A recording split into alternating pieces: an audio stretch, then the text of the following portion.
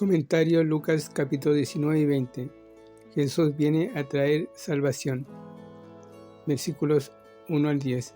Zaqueo, uno justo, como jefe de los publicanos, supervisaba a los hombres que cobraban los impuestos y por supuesto recibía su tajada. No es de sorprenderse que haya sido rico. Cuando Jesús y sus seguidores pasaban por Jericó rumbo a Jerusalén, Zaqueo procuraba ver a Jesús, pero su corta estatura hacía esto muy difícil. En su anhelo hizo dos cosas poco comunes para un hombre de su posición.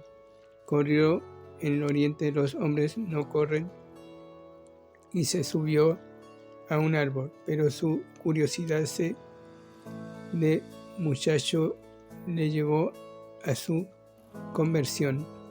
Fue Jesús el que quiso ver a Zaqueo. Jesús se detuvo, miró hacia arriba y le dijo a Zaqueo que bajara y le recibiera como su invitado.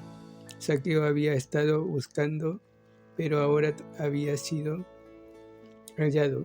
Recibió a Jesús con gozo. Juan capítulo 1 versículo 11 al 13. Y dio muestras de que había experimentado nueva vida en su corazón. La salvación vino a la casa de Zaqueo. Apocalipsis capítulo 3 versículo 20. Debido a que ejerció la misma clase de fe salvadora que Abraham. Romanos capítulo 4 versículo 12. Qué contraste entre la actitud de nuestro Señor hacia Zaqueo y la actitud de la multitud. Versículo 7. Jesús vino a buscar y a salvar lo que se había perdido. Ellos podían solo merodear y criticar. Véase también capítulo 15, versículo 2, versículos 1 y 2. El versículo 10 es clave en el Evangelio de Lucas, porque Lucas describe al compasivo Hijo del Hombre, el Salvador de los perdidos.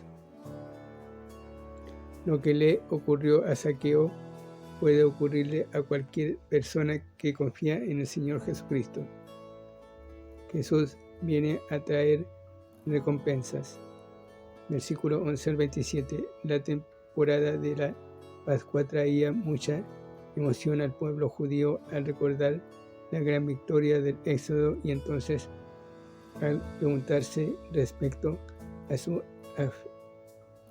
aflicción como vasallos de Roma, tal vez el Mesías venga este año. Esta parábola quizás se pasó en la historia 30 años antes Arquelao, hijo de Herodes el Grande, fue a Roma para pedirle a César Augusto su reino, y algunos de los judíos habían enviado una delegación para protestar por ese nombramiento. No se debe confundir la parábola de las minas con la parábola de los talentos. Mateo capítulo 25, versículos 14 a 30. Los talentos representan oportunidades de usar la capacidad, y puesto que todos tenemos diferentes capacidades, se nos da diferentes oportunidades, pero los siervos de esta parábola recibieron cada uno una mina, el salario de 3 meses, que representa el depósito del Evangelio que se le ha dado a cada creyente. 1 Timoteo capítulo 1 versículo 11, capítulo 6 versículo 20, 2 Corintios capítulo 4 versículo 7. Dios quiere que nosotros multipliquemos su mensaje de modo que todo el mundo pueda oírlo. 1 Tesalonicenses capítulo 1 versículo 8, 2 Tesalonicenses capítulo 3 versículo 1. Cuando Jesús regrese, recompensará a los siervos fieles. Versículo 15 al 19. Arreglará cuentas con los siervos infieles, versículo 20 al 26, y juzgará a sus enemigos, versículo 27. El infiel no tiene excusa. Su miedo le paralizó cuando debía haberlo movilizado al servicio. En el tribunal de Cristo el Señor dará cuentas y dará a cada uno exactamente lo que se merece. Debemos ocuparnos, negociar hasta que Él venga. Jesús viene a traer paz, versículo 28 al 44. A lo mejor los dueños de los dos animales eran discípulos del Señor y el plan se fraguó en secreto, de modo que los líderes judíos no podían interferir. Cuando Jesús entró en Jerusalén, montó en un pollino, cumplió Zacarías capítulo 9, versículo 9, y se declaró el rey de los judíos, pero también despertó la preocupación de los líderes religiosos, de modo que se vieron obligados a actuar. Juan capítulo 12, versículo 19. Querían arrestarlo después de la Pascua. Mateo capítulo 26, versículo 3 al 5. Pero Dios había dispuesto que su Hijo muriera como el Cordero de Dios en la Pascua. Juan capítulo 1, versículo 29. Había tres grupos especiales en la muchedumbre de la Pascua: los judíos nativos que sospechaban de Jesús, los galileos que le seguían y los visitantes de fuera de Judea que no sabían quién era Jesús. Mateo capítulo 21, versículos 10 y 11.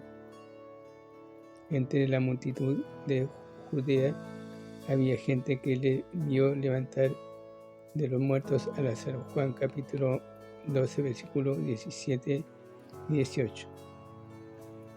Fueron principalmente los judíos de Jerusalén, influidos por los principales sacerdotes, los que pidieron su sangre. Mateo capítulo 27, versículo 20. Jesús vino a traer paz, pero la gente le rechazó y declaró la guerra. Desperdiciaron su oportunidad. No hay paz en la tierra, pero hay paz en el cielo debido a la obra de Cristo en la cruz. Y hay paz con Dios para los que confían en el Salvador. Romanos capítulo 5, versículo 1. Al pensar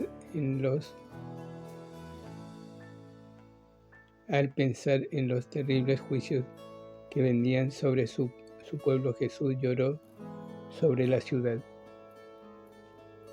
Jesús viene a traer pureza. Capítulo 19, versículo 45 al 48. En el esquema divino de las cosas, la justicia y la paz siempre van juntas. Salmos capítulo 85, verso 10. Hebreos capítulo 7, versículo 1 y 2. Santiago capítulo 3, versículo 17. La nación era perversa porque la adoración estaba corrompida. El templo santo se había convertido en un mercado religioso donde la familia del sumo sacerdote se enriquecía, obteniendo ganancias de los judíos extranjeros que tenían que comprar sacrificios y cambiar moneda. Jesús citó a Isaías capítulo 56, versículo 7 y Jeremías capítulo 7, versículo 11 para respaldar su purificación del templo. Como en la entrada triunfal, este acto público exacerbó el odio de los líderes religiosos y así determinaron actuar lo más pronto posible.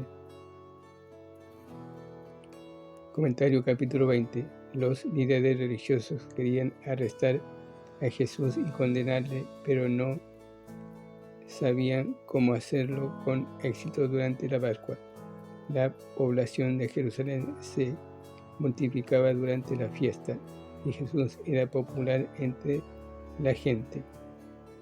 Era una situación volátil y tenían que hallar evidencias que fueran suficientes para declararlo culpable. Judas se prestó para resolver su problema. Pero mientras tanto, los diversos partidos religiosos y políticos de Jerusalén trataban de reunir evidencia contra él. Este capítulo nos dice cómo Jesús se relacionó con estos líderes religiosos hipócritas,